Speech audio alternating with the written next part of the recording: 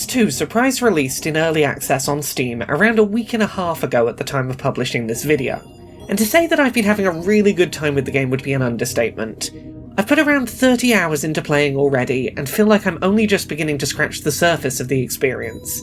Considering the game has only just entered early access, the fact that there already seems to be more content, quantity, and variety in Hades 2 than the finished release of the original Hades, it's hard not to recommend picking the game up if you found yourself enjoying the first title. A few weeks back, I published an accessibility preview of Hades 2 based on the game's technical test build, which allowed playing to the end of the first combat environment in the game. During that test period, the main accessibility issue I noted was the presence of a spider NPC in the first zone, who could pose a potential issue for arachnophobic players.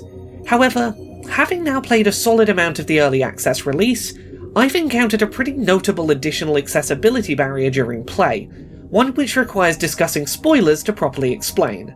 Spoiler warning for the final boss of Hades 2's Descent route. Unsurprisingly, the final boss of the Descent route in Hades 2, at least at present, is Kronos, the Titan of Time who is taking control of the underworld away from its titular lord. The fight is a two-phase boss fight filled with time-stopping bubbles, one-hit kill moves, thankfully clearly signposted, summons, and wide-sweeping attacks creating exploding tears in space-time. The fight with Kronos in Hades 2 is tough. That much is to be expected, and isn't the issue with this fight.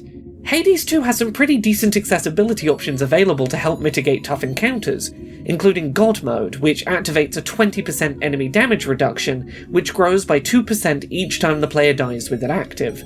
The accessibility issue with the Kronos fight in Hades 2 is that it removes the player's ability to both pause and to access the options and accessibility menus, until a certain number of successful runs have been completed. There is a narrative justification for Hades 2 removing the player's ability to pause during the fight. Kronos is the embodiment of time itself, and so the game has him gloat if you try to pause, stating that only Kronos can control the flow of time in his presence. I understand it's there to be a gotcha, a rug pull enacted on the player to emphasise the strength of the boss and break the fourth wall. The fact I understand the intention doesn't change the fact it's an accessibility barrier. Before we go much further, I want to talk a little about myself as a disabled gamer, and some of the reasons why pausing is important for me in a game like Hades 2. I have dyspraxia, a disability which impacts my fine motor control and hand-eye coordination. I struggle to use my hands with consistent reliability, and sometimes experience moments of poor hand control.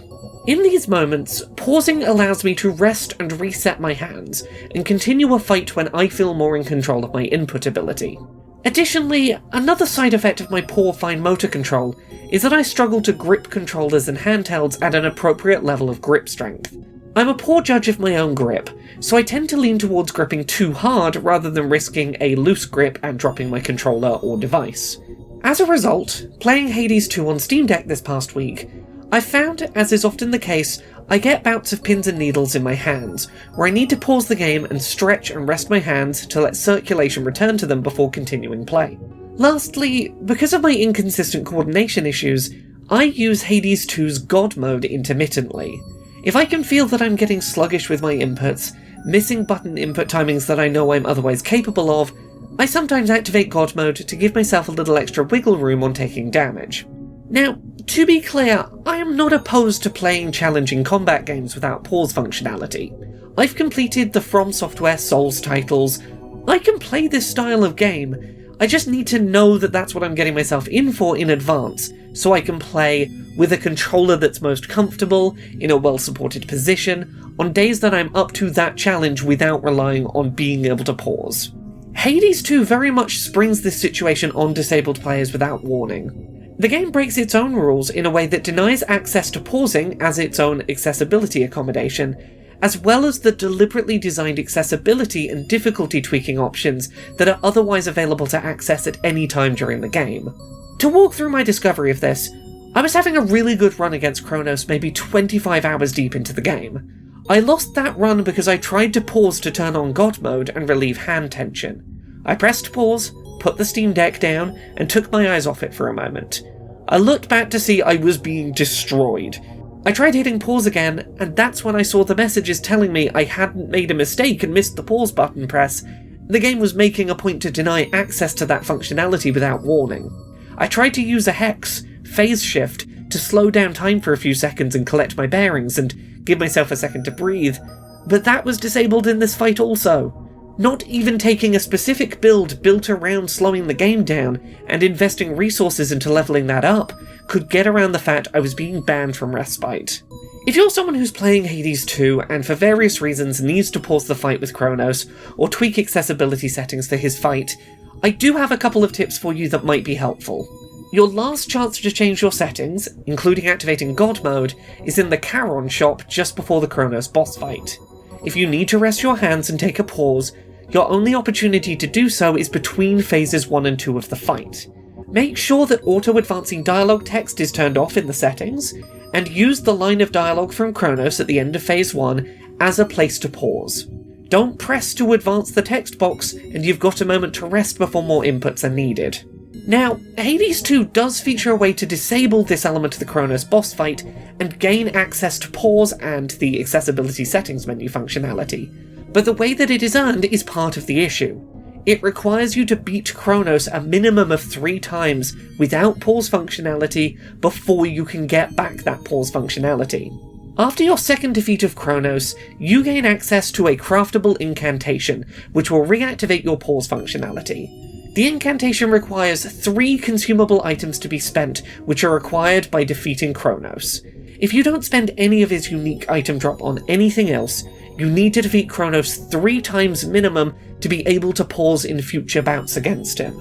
To reiterate, I get what this element of the boss fight is aiming for. It's thematically and narratively a cool way of surprising the player with the final boss's power, and I suspect a lot of players will really love it. I'm not asking for this gimmick to be removed from the game, but I would really appreciate a way for disabled players to be able to work around it in the accessibility settings. A settings option in the accessibility menu saying something like, allow pausing at all times, or similar, might potentially be a mild spoiler to the fact that some points in this game might disable pausing, but it would allow players like myself, for whom not being able to pause is an issue, a way to work around this gimmick without just having to have 3 lucky runs unimpacted by disability to work past it. Players who need pause functionality come in many varieties, from those with pain and fatigue, to those with conditions like IBS, to simply people who have children or life responsibilities that might arise suddenly and not be able to be delayed or ignored for a few minutes. There's a large number of reasons, disability-related or otherwise, that a person might need to pause their game without warning, and being unable to do so in a game that otherwise generally allows pausing creates an accessibility barrier for those players that they may not have been prepared for. I do generally believe that Hades 2 is a pretty accessible game by comparison to other titles in its genre. While I have a lot of praise about the game, I equally believe that it has things that it needs to improve upon, if accessibility is something the development team is making an effort toward. If they're going to have a dedicated accessibility menu page, they need to be open to improving aspects that are currently barriers to play, such as the ability to pause and support for arachnophobic players. It's great having fun, fourth wall breaking gimmicks for boss fights, but if you want your game to be accessible, you have to consider those gimmicks through the lens of accessibility. Thank you so much to this month's Patreon backers, who help make this show possible. You can support the show and everything I do at patreon.com/LauraKBuzz.